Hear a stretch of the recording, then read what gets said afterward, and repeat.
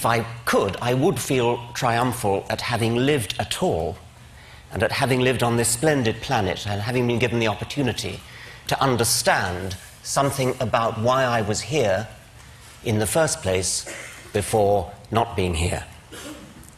Can you understand my quaint English accent?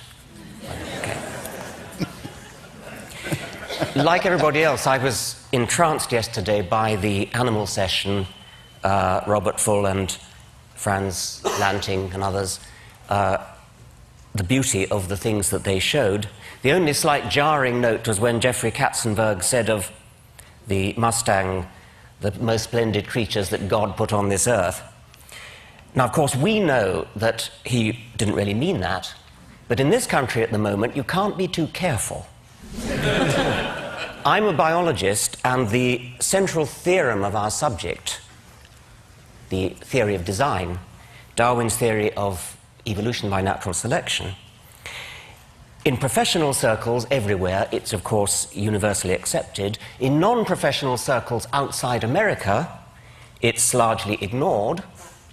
But in non-professional circles within America, it arouses so much hostility that it's fair to say that American biologists are in a state of war. The war is so worrying at present, with court cases coming up in one state after another, that I felt I had to say something about it.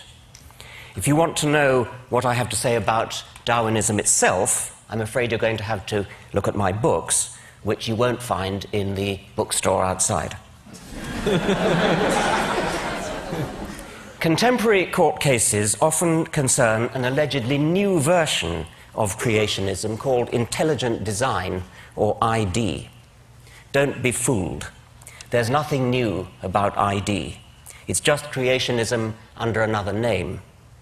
Rechristened, I choose the word advisedly, for tactical political reasons. The arguments of so-called ID theorists are the same old arguments that have been refuted again and again since Darwin down to the present day. There is an effective evolution lobby coordinating the fight on behalf of science, and I try to do all I can to help them, but they get quite upset when people like me dare to mention that we happen to be atheists as well as evolutionists. They see us as rocking the boat, and you can understand why. Creationists, lacking any coherent scientific argument for their case, fall back on the popular phobia against atheism. Teach your children evolution in biology class, and they'll soon move on to drugs, grand larceny, and sexual perversion.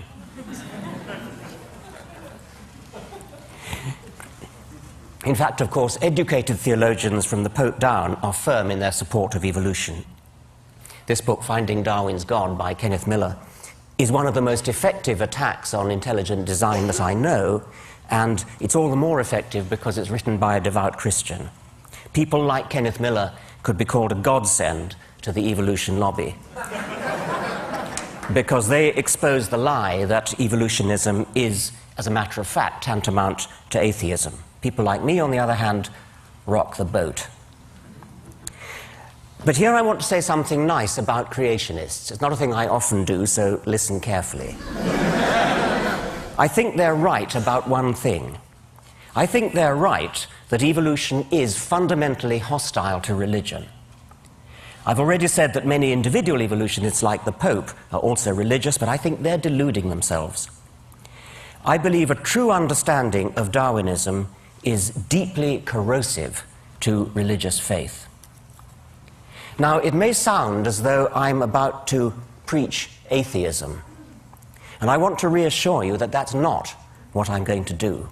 In an audience as sophisticated as that, as this one, that would be preaching to the choir. No, what I want to urge upon you...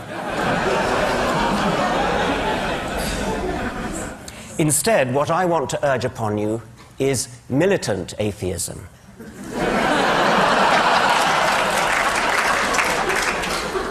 But that's putting it too negatively.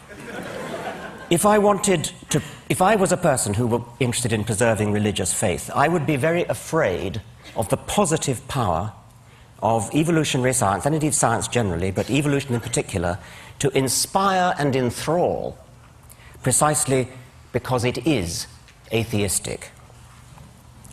Now, the difficult problem for any theory of biological design is to explain the massive statistical improbability of living things.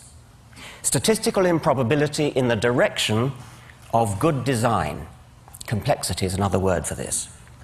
The standard creationist argument, there is only one, they all reduce to this one, takes off from statistical improbability. Living creatures are too complex to have come about by chance, therefore they must have had a designer. This argument, of course, shoots itself in the foot. Any designer capable of designing something really complex has to be even more complex himself.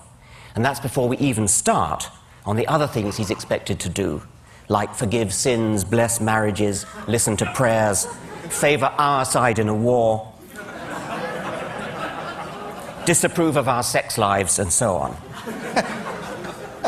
Complexity is the problem that any theory of biology has to solve. And you can't solve it by postulating an agent that is even more complex, thereby simply compounding the problem.